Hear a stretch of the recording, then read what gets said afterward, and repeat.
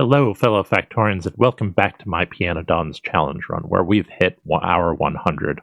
Only 2,000 or so left to go. We're really in the home stretch now.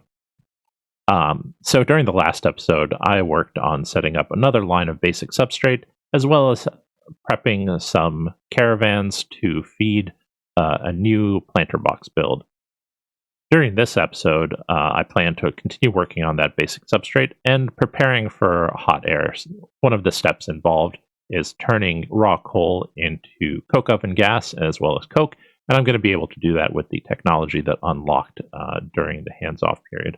During hands-off, I also ran around and crossed the T's and dotted the I's on that build, as well as placing down a future build for hot air, placing down another logs build, which is a little bit different than the other ones and conserves a little bit more space. I also got some fishing done, found a few issues in my base that I'm going to address, and just ran around and did a whole lot of stuff as usual, prepping blueprints. So, with all that said, looking forward to jumping into the episode and continue preparing for hot air to be ready. So it's going to be another preparation episode. I do not have hot air yet, and I'm sorry I don't have something more momentous for hour number 100, but some of you probably will say that this channel has enough hot air as it is. I say no. Paidonia will never have enough hot air. We're just going to need more and more. Anyway, so one of the things I'm going to do during today's session is build this raw coal to coke oven gas and coke build. This will take 12 lanes of raw coal and turn it into a little bit less than 6 lanes worth of coke, and then a whole bunch of coke oven gas. By the way, one of the interesting things about this build is it kind of looks like, or this recipe is that it kind of looks like it's going to be power positive because it's taking 7.5 megajoules of raw coal and turning it into 10 of raw coke. And it is for solid fuel if you just want the solid fuel. But if you're turning it into electricity, you have to be aware that this high pressure furnace takes 2 megajoules to do this. And then if you're trying to burn it into steam and then an a steam engine, you lose half the electricity. So it's not quite power positive, but close, especially when you factor in that you make less ash and therefore have to do less ash separation. There's a whole bunch of other stuff, though, that I want to get done, and I'm going to tackle these tasks and kind of talk through them as I go. So expect a lot of interruptions for me to say, oh, I fixed this little thing. Sorry, but that's otherwise I'd just be just doing nothing, running around this whole base, and you'd be wondering what the heck I'm doing. So I'm going to keep this task list open and mark off things as I go. Anyway, let's get started. It's time to go into hands-on mode. Oh, I said it right the first time rather than mistakenly calling it hands-off mode or whatever. First thing I have to do, was to grab a whole bunch of lead and put it into a box, because right now I had screwed up and not made my solder eat my leftover lead. So this is the first thing I'm going to fix. This needs to change slightly. I had thought I was channeling this into this build, and I'm not, because the solder is up here. So yeah, let me change this. Fix it real fast so that this only gets lead from the belt if there's no lead from being sent over from the soot processing. Okay, so this will just read that belt and make sure. Let's check off clear lead and make solder consume extra lead. Then I want to do this. These steam boilers over here are not actually used very often because they mostly end up making steam to mine tin, and often I'm not mining tin, so I thought might as well make this system provide me a little bit of electricity, since power is a continuous problem. That's fixed. Next, I'm going to start working on finishing off that basic substrate build. So I'll be back after I've collected the resources for that, and then I'll be fixing a bunch of stuff in the science base. Be back shortly.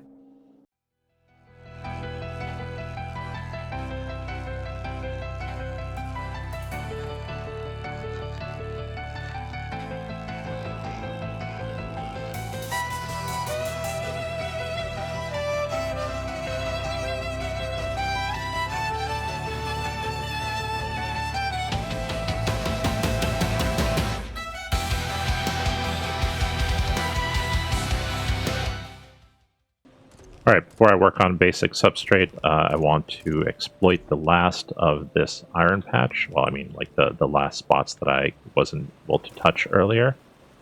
They're getting touched now. Ha ha ha. Or dad jokes. I guess that's going to be a trademark of this channel from now on.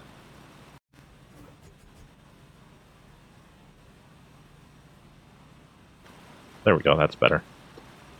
That'll let me access a little bit more iron ore and keep this patch viable for automation science just a little bit longer.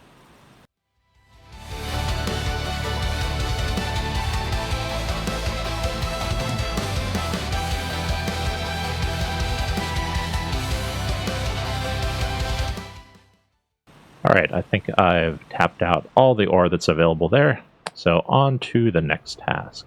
I'm going to hit all the highlights while I head toward the basic substrate stuff. Another thing I want to do is I need to be able to pile up more bricks. When I zoom over there, you will see that I have managed to fill up the ash supply in those caravan depots that I had set up earlier. But I did not manage to fill up the brick supply, and that kind of makes sense because my only source of bricks was that new iron build, and that thing is not running most of the time because I currently do not have a surplus of wind power very often. So I need to tap off a little bit of the stone that I'm making here, and I'm just going to use the extra, like this setup when there's too much stone bricks being made, these high pressure furnaces clog up, and then the lower efficiency recipes being used with these furnaces. So I'm just going to use prevent that clog up from happening by having a caravan grab the extra bricks that I would be making. So this guy has the easiest job in the world because all he's doing is going to fill his cargo up at this spot, and then the get food interrupt, and then a new interrupt which we'll call drop off bricks, food, and this one when you have a cargo item count of bricks being full, 30k here. Go and drop it off at the could or the the could or the should level. This will be should, not could. I'm going to use should for things like this pitch-based setup because this is more efficient to do it this way, and then could is just going to be like pure stone mining, which is just purely optional. So empty cargo. Okay. Double check this is the right one. Yeah, that one first. Right, go get yourself more food. You're off to do your job. Perfect. Alright. So this should work out. I could maybe, I could add a bit more by tapping off from here as well. Alright. That should get me plenty of bricks slowly. Will slowly get me plenty of bricks accumulating there. Okay, other things to do. Oh yeah. I can recycle a few wood processing buildings because these became no longer necessary after I got that TURD. I no longer need nearly as many, I need half as many wood processing units. So any place where I was doubling up Now I no longer need those. Can save some belts, some inserters, and just keep the factory cleaner. So grab those, grab that one over there. Probably should have marked the inserters for deletion as well earlier. Alright, and I think there's one more on the left. So I'm going to do that, and then I'm going to work on that basic substrate build. So see you later after I've set that up. Oh wait, there is one more thing that I can show off actually doing. And that is putting in a little fix for my seaweed in the basic substrate build that is working right now. When I had that problem earlier where I failed last time, I thought it was just due to the spikiness, but there was a fix that I can put in that will help I1 go a little bit more smoothly. And namely, it's that this seaweed is piling up here, and that means that these seaweed farms are basically not getting used like they should. And the way to fix this is to make these 5 dedicated to that high pressure furnace, and the rest can stop at these, which were occasionally not getting their full complement of seaweed. So, fixing that. Now on to finishing basic substrate.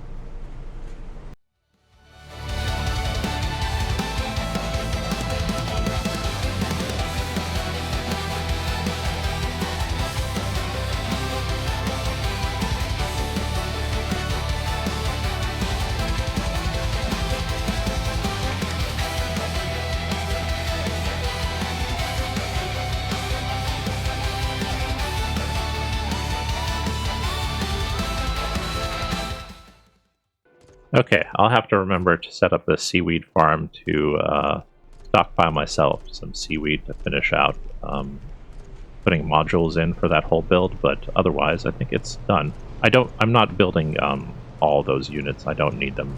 Once I get glassware, it's not going to give me it's not going to let me double my Pi 1 production speed. It only lets me go up by 50%. So that's fixed. Let's look at my task list.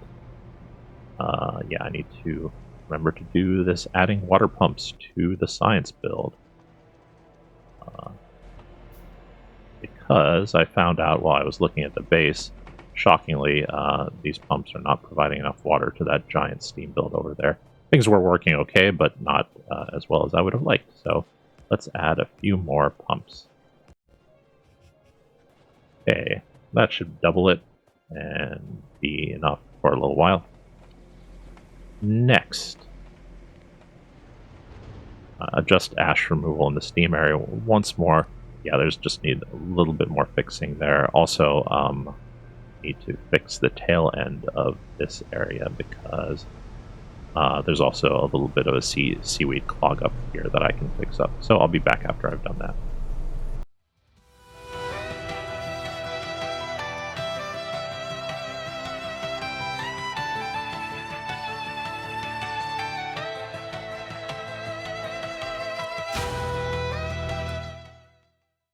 Alright, that should address another issue.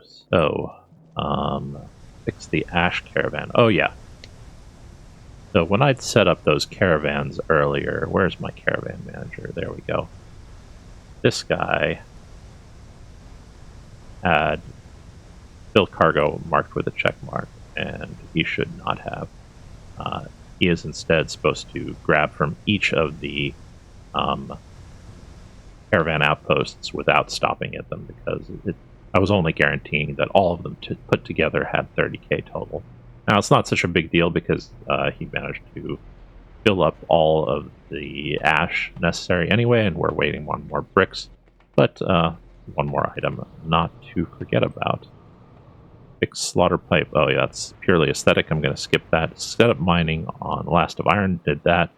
Fix ash output on tree steam boilers. Oh yeah, this was a dumb little mistake that I have down here where a couple of my inserters are turned around, or who knows why this mistake was made, but it was made. So my trees were not running at full efficiency.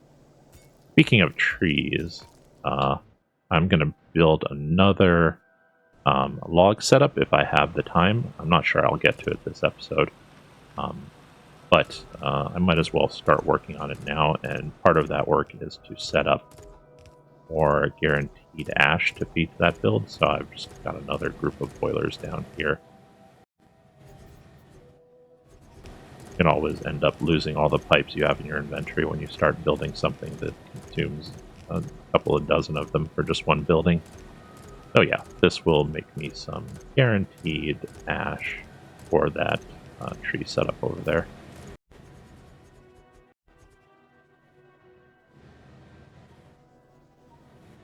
Alright, next thing to address. More muddy sludge and more CO2. So again, more prep work because I'm kind of on the limit of how much CO2 and muddy sludge I make. And also, having extra is going to be good because that means I can buffer more while the wind is blowing and then use less power when steam when the wind isn't fully filling things up. So I'm going to get that done.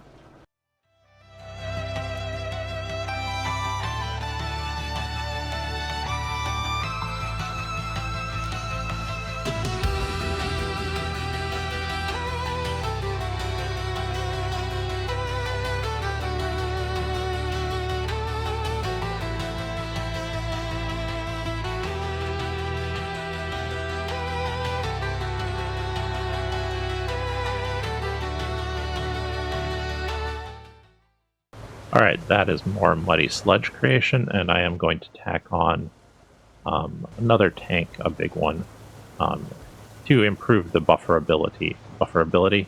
I guess that's a word? It is now. The bufferability of muddy sludge during times when the wind is blowing. Alright, next to add some more CO2 production.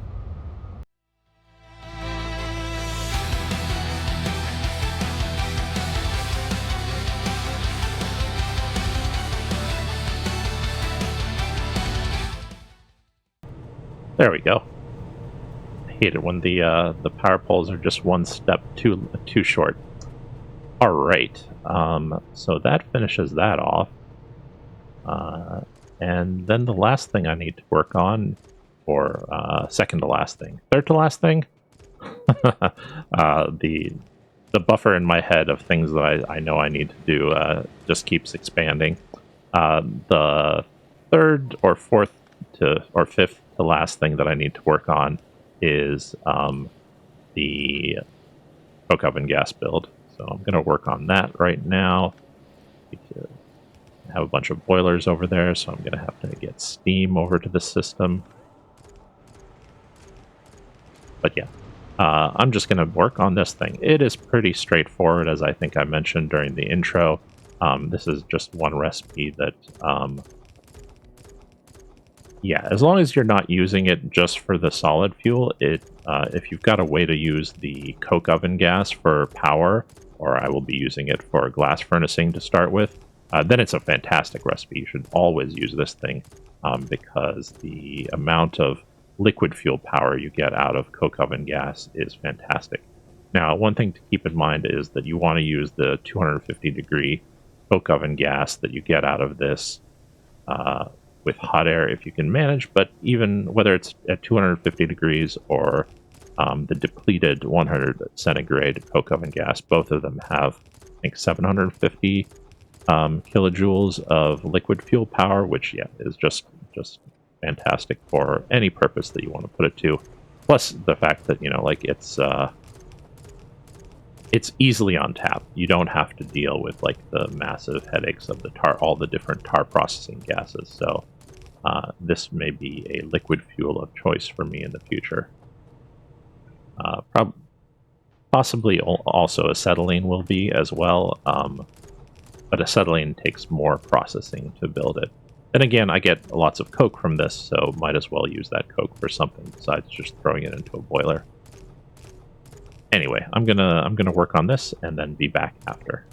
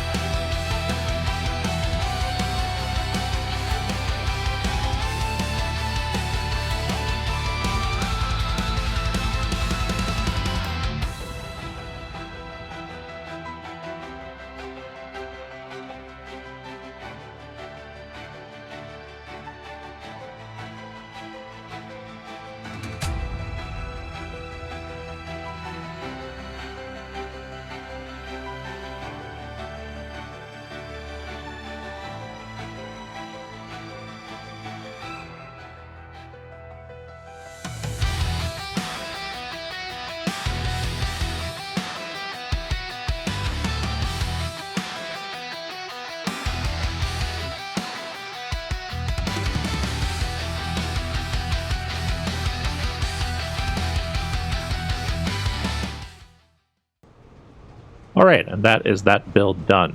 So I do not actually need this thing running, and I'd rather just save the, I don't know, megawatt or two from the idle power consumption of those high-pressure furnaces.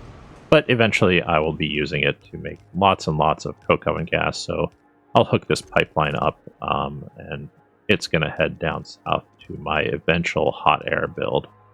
I guess I can recover some of this pipe that I'd put down to temporarily use acetylene as part of my glass build. Yeah, so I'm going to do that, clean that up. And then next, I guess it will depend on how much time I left, because I want to save a little bit of time to, yet again, make more windmills.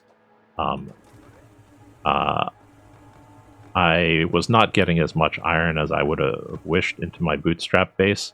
And as you recall, I made that mostly run on only when there is extra wind power. So yeah, I just need to add a little bit more. And yeah, once I also have this new basic substrate running with more hot air, that's going to take yet more power. So as always, it is a challenge.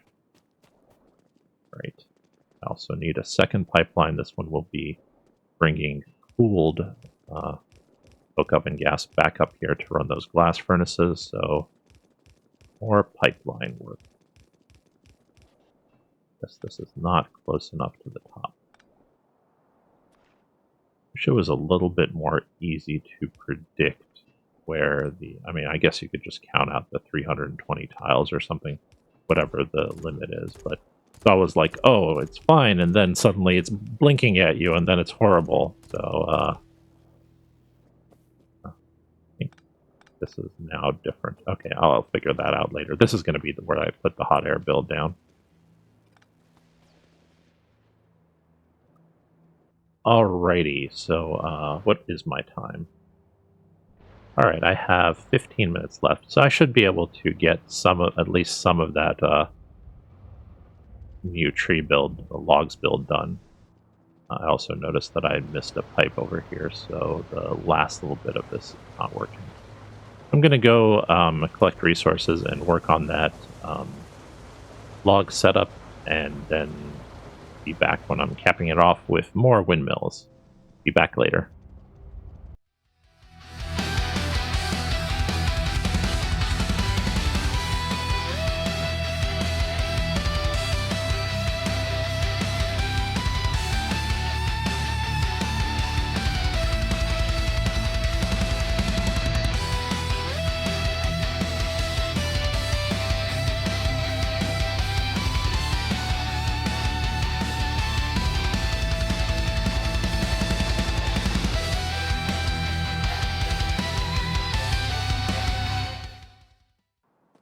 Oh no, I had everything. I had all the materials I needed, except I ran out of item canisters, and there's no way I'm putting those things down by hand, so I have to go collect some item canisters, or stuff to make them.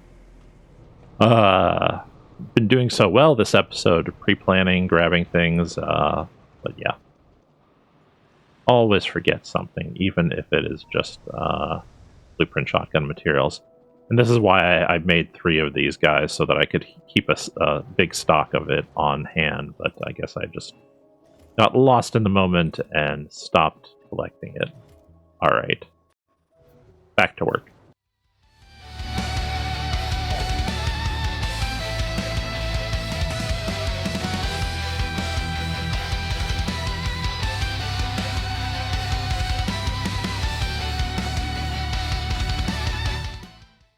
Alright, this build is almost done, but I'm getting close to the 2-hour mark on my hands-off timer. Yep, and I want to save a little bit of... come on.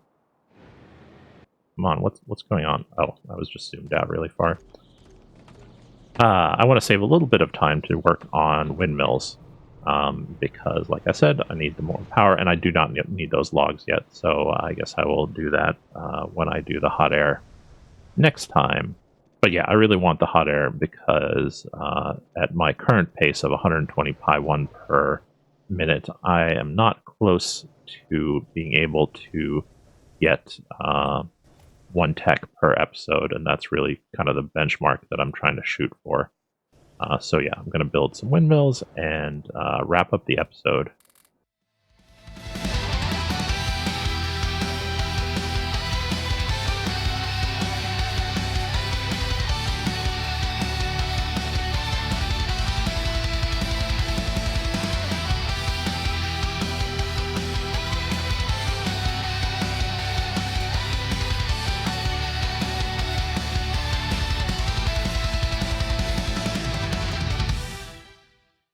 All right, we're up to 1357 on the multi-bladed fish turbines. And I think probably, yeah, it is time to go into hands-off mode almost perfectly. Yeah, I've got pretty good power. These peaks over here that are getting cut off by flattening this are not much higher than the demand. As you can see, like the demand spikes up a bit as some of the things that run on wind only kick up.